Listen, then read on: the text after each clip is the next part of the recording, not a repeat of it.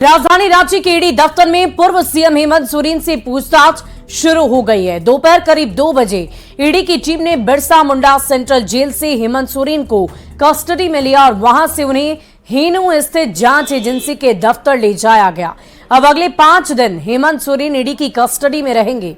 PMLA court ने शुक्रवार को ही हेमंत सोरेन की 5 दिन की ईडी कस्टडी मंजूर की थी और इसकी शुरुआत आज से हो रही है। इस दौरान उनसे लैंड स्कैम को लेकर कई सवाल जवाब किए जाएंगे और अधिक जानकारी दे रहे हैं न्यूज 18 संवाददाता ओम प्रकाश।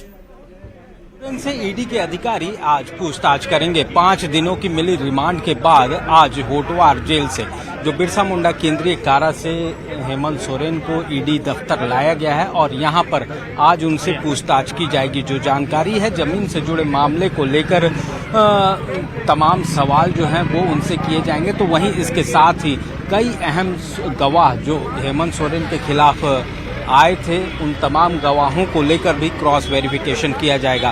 पूरा मामला 8.5 एकड़ जमीन से जुड़ा हुआ है जिस मामले को लेकर हेमंत सोरेन को गिरफ्तार किया गया था और वहीं इस पूरे मामले में कई अहम खुलासे अभी होने बाकी हैं जिसे लेकर ही ईडी ने हेमंत सोरेन को रिमांड पर लिया है। अब देखना होगा कि ईडी की पूछताछ में हेमंत सोरेन की मुश्किलें आने वाले दिनों में और कितनी बढ़ती हैं।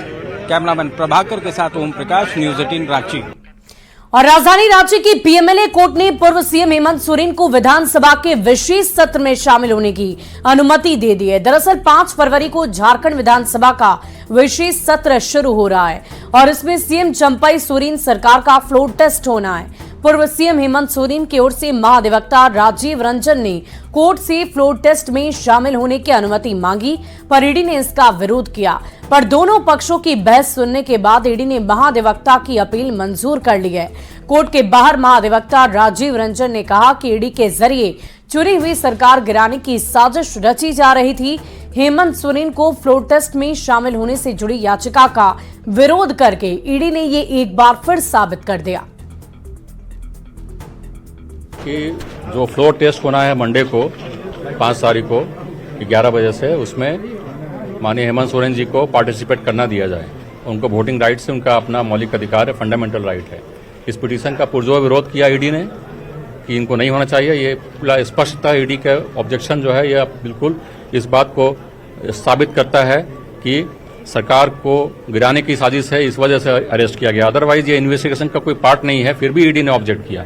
सब बातों को सुनते हुए कोर्ट ने हमारे पिटीशन को अलाउ कर दिया है और उनको पार्टिसिपेट करने की अनुमति ग्रांट कर दी गई है। देर के लिए वोट के लिए है, कोर्ट ऑर्डर पास करेगा। 11 बजे से प्रोसीडिंग शुरू होगा वोटिंग का, तो जब तक वोटिंग होगा वोटिंग के बाद फिर ईडी कस्टडी में कैंप जेल में जाने पर में रहेंगे। कैंप जेल के बाद का इश्यू आज नहीं था और कैंप जेल का हमने कोई प्रेयर नहीं किया कि हमें कैंप जेल में रखा जाए। सर ये दोनों 3 सत्र में रहेंगे या फिर 5 तारीख के वोटिंग के लिए कॉन्फिडेंस फ्लोर टेस्ट के वोटिंग के लिए 5 तारीख को सरकार द्वारा कराए जाए फ्लोर टेस्ट में झारखंड के पूर्व मुख्यमंत्री हेमंत सोरेन भी शामिल होंगे। ऐसी सुनवाई आज उस वक्त हुई जब ईडी कोर्ट में तमाम मामला आया था और मामले को यहां आने के बाद जब जोरदार बहस दोनों ही पक्षों के द्वारा किया गया। चाहे ईडी की ओर से जो वकील थे उन्होंने किया और इसके अलावा महाधिवक्ता राजीव रंजन द्वारा भी यहां अपना पक्ष रखा गया। राजीव रंजन ने कहा कि जिस तरीके से ईडी के वकील द्वारा ये पूरी बहस की जा रही थी, इससे ये प्रतीत होता है कि हेमंत सोरेन को और सरकार को अपदस्थ करने का प्रयास ईडी के द्वारा किया जा रहा है। हालांकि इस पूरे मामले को सुनने के बाद कोर्ट ने यह आदेश दिया है कि जब फ्लोर टेस्ट यानी 5 तारीख को फ्लोर टेस्ट होगा उस दौरान झारखंड के पूर्व मुख्यमंत्री हेमंत सोरेन फ्लोर टेस्ट के दौरान शामिल होंगे। कैमरा पर्सन संजीव तिवारी के साथ गौरव झा, न्यूज 18 रांची। और हेमंत सोरेन के वकील कपिल सिब्बल ने कहा है कि भारत के इतिहास में पहली बार हुआ है कि जब एक मौजूदा मुख्यमंत्री को गिरफ्तार कर लिया गया हो। उन्होंने केंद्र पर एजेंसियों के जरिए विपक्षी सरकार को अस्थिर करने का आरोप लगा दिया, जबकि केंद्रीय मंत्री आरके सिंह ने भ्रष्टाचार के आरोप में गिरफ्तार हेमंत सोरेन को लेकर राहुल गांधी पर निशाना साधा। पटना में केंद्रीय मंत्री ने कहा कि हेमंत सोरेन के पास BMW कार मिली और एक कार की कीमत करोड़ों में होती है। इस बात की समझ नहीं कि सुप्रीम कोर्ट ने हमें सुनना चाहिए था, उसके बाद कह देते भाई हाई कोर्ट चले जाओ। कई बार तो ये आर्टिकल 32 है, ये तो मानवाधिकार है, फंडामेंटल राइट के चैप्टर में है। मैं समझता हूं कि इनका लक्ष्य ये है कि हर किसी भी तरीके से जो जहां भी विपक्ष सरकार में है वो उखाड़ा जाए और डिस्टेबलाइज किया जाए, यही इनका लक्ष्य है और यही करते जाएंगे। अभी अरविंद केजरीवाल की बारी है, उधर ऑपोजिशन में बाकी लोगों की बारी है। उसके मुख्यमंत्री के यहाँ BMW मिला, एक BMW का दाम 1.5 करोड़ 2 करोड़ होता है, 36 लाख रुपया घर में मिला। ये चोरी और सीनाजोरी कब तक चलेगी साहब? और ये राहुल गांधी से ये पूछिए ना कि ये भ्रष्ट लोगों को और भ्रष्ट सरकारों के पक्ष में क्यों बोलते रहते हैं। अब अपने ही समाप्त हो गए। तो बाय एंड लार्ज ये आप देखिएगा उनके चेहरों पर सभी लोगों के तो हताशा ही नजर आता है। वो जानते हैं कि कुल मिलाकर के हम लोगों को तो 400 से ज़्यादा सीट आएगा, तो खड़गे जी कह भी दिए। अब वो समाप्त है साहब, ये लड़ाई समाप्त। हम लोग फिर आ रहे हैं, इसमें कहीं कोई शक नहीं। और इस बीच राजधानी रांची से आपको बड़ी खबर बताएं, झारखंड विधानसभा का विशेष सत्र 5 से 6 फरवरी को होगा। विशेष सत्र 5 फरवरी को राज्यपाल का अभिभाषण होना है। सीएम चंपाई सोरेन विश्वास मत प्रस्ताव लाएंगी और चर्चा के बाद सदन में वोटिंग कराई जाएगी। 6 फरवरी को अभिभाषण पर धन्यवाद प्रस्ताव भी सामने रखा जाएगा और सरकार के जवाब पर ही वोटिंग कराई जाएगी। तो बड़ी खबर आपको बता रहे हैं, चर्चा के बाद सदन में वोटिंग होनी है। वहीं कांग्रेस विधायक इरफान अंसारी ने कहा था कि अगर नई सरकार में कुछ मंत्रियों को दोहराया गया तो कांग्रेस पार्टी के भीतर विद्रोह हो सकता है। इस बयान पर प्रदेश कांग्रेस प्रभारी गुलाम अहमद मीर ने कहा कि कल शपथ ग्रहण समारोह से पहले विधायक दल की बैठक हुई थी तो सर्वसम्मत फैसले के बाद ये मुद्दा खत्म हो गया है।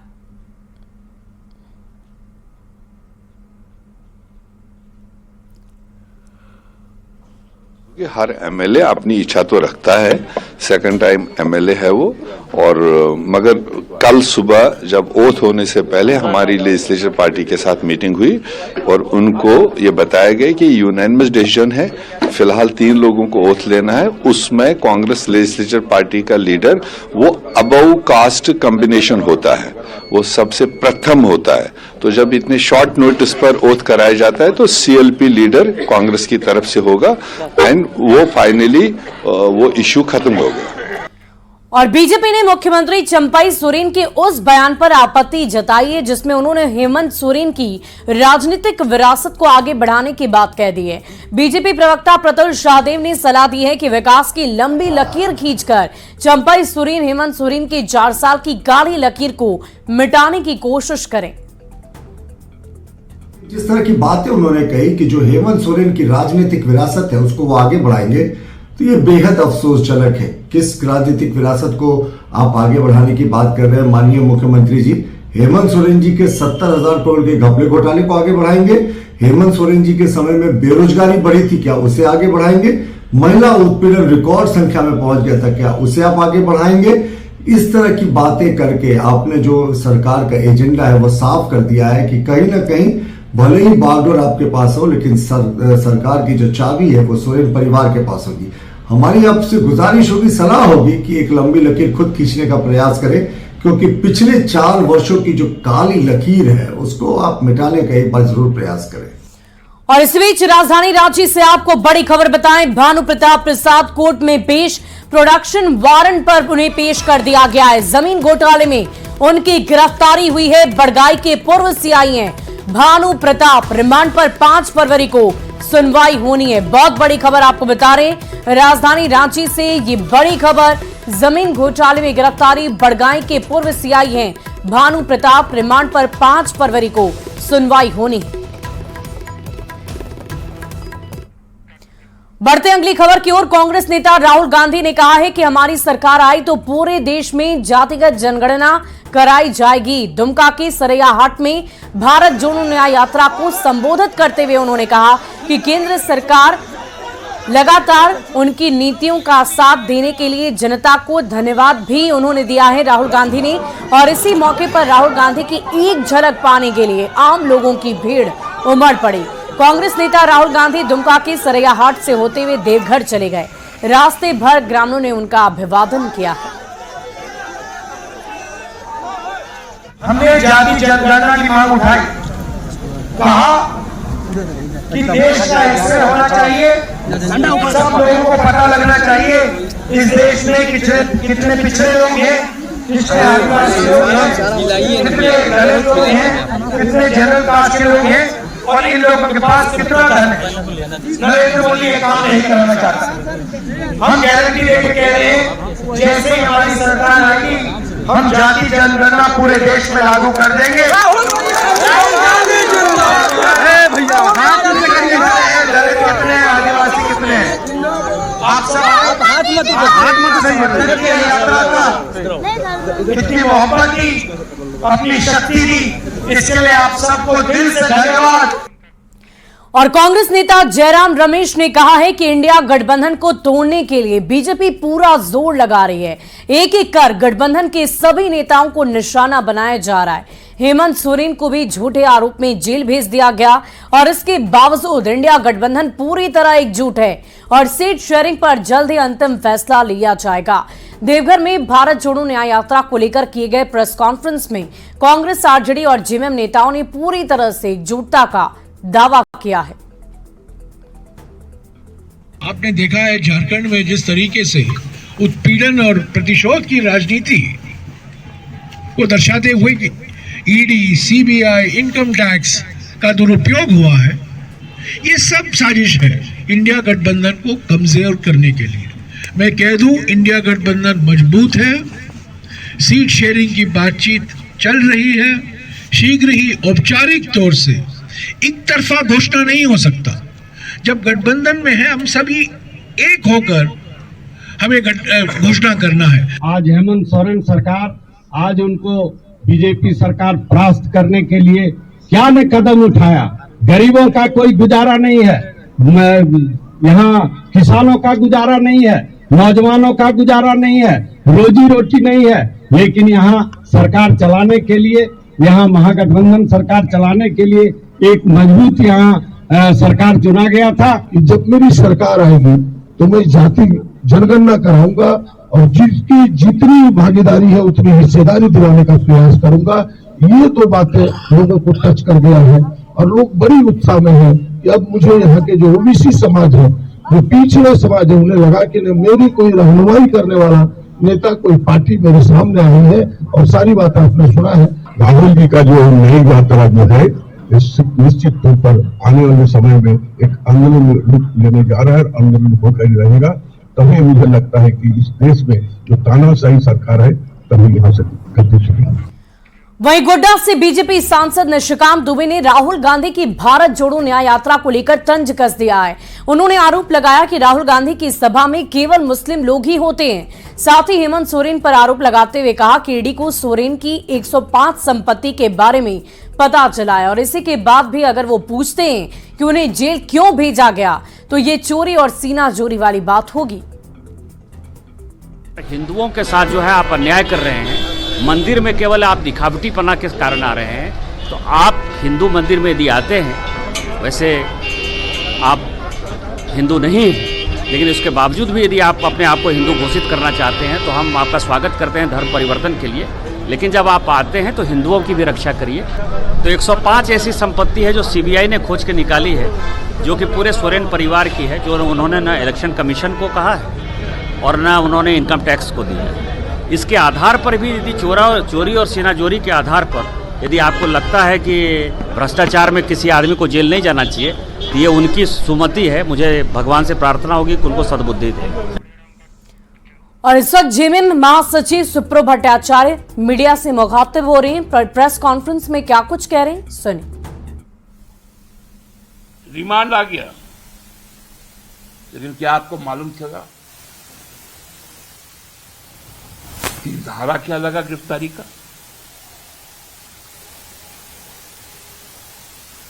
कौन सी जमीन की बात की गई? उसका कोई डॉक्यूमेंट्री एविडेंस है कि नहीं?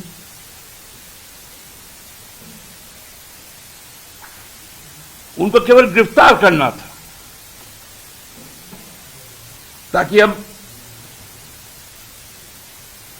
वो क्या सोचते कि गिरफ्तार करने से हम लोग कमजोर हैं। हम लोग कमजोर नहीं, हमको मालूम है तुम गिरफ्तार करोगे,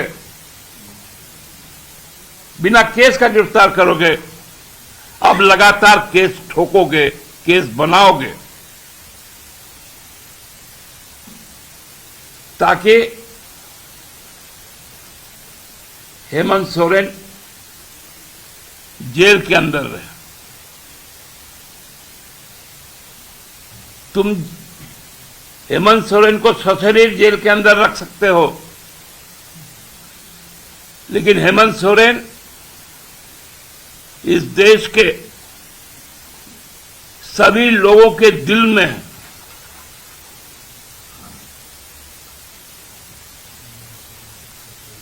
बिना कोई प्लान बनाए जिस प्रकार का लॉकडाउन किया गया कोरोना काल में, उस वक्त में लोगों ने देख लिया था कि हेमंत है तो हिम्मत है, हेमंत है तो जीवन है, हेमंत है तो जीविका है।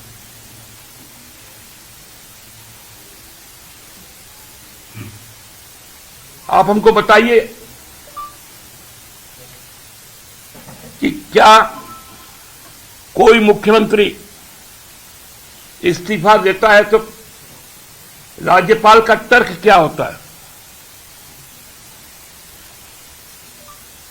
कि अगले सरकार के गठन तक आप कार्यवाहक मुख्यमंत्री बने रहे, और उसका एक नोटिफिकेशन होता है। वो निकला था क्या? हम जब दावा पेश किए कि 21 जनवरी रात को 8:30 बजे जो दलीय स्थिति विधानसभा में है, वही दलीय स्थिति आज भी है, और हमारे द्वारा चुने गए नेता को आप शपथ ग्रहण के लिए बुलाएं, आपने नहीं माना।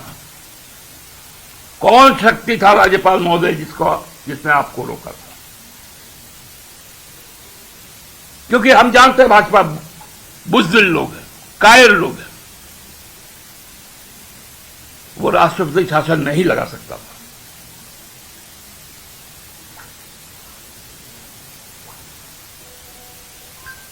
ये राजनीतिक कायर लोग झारखंड का चरित्र जानता है। ये सिद्धू कानू का जमीन है, भगवान बिरसा का जमीन है, फूलो झानो का जमीन है, शेख भिखारी का जमीन है, वीर बुधु भगत का जमीन है, नीलांबर पीतांबर का जमीन है, पांडे गणपत राय का जमीन है, शिबू सोरेन का जमीन है, शहीद निर्मल महतो का जमीन है, हेमंत सोरेन का नेतृत्व है। हम लोगों ने उनसे कहा दूसरे दिन, महोदय हम अभिभावक विहीन है, कार्यपालिका का कोई अभिभावक नहीं है, कोई आपदा की स्थिति होगी। वहीं बीजेपी ने जेएमएम विधायक लोबिन हेम्ब्रम के बयान का समर्थन कर दिया है। रांची में बीजेपी प्रवक्ता रामाकांत महतो ने कहा कि जेएमएम विधायक लोबिन हेम्ब्रम हमेशा से आदिवासियों की लड़ाई लड़ते आए हैं, पर जेएमएम ने कभी भी अपने सीनियर विधायक का सम्मान नहीं किया और इसीलिए उन्हें बगावती रुख अख्तियार करना पड़ा।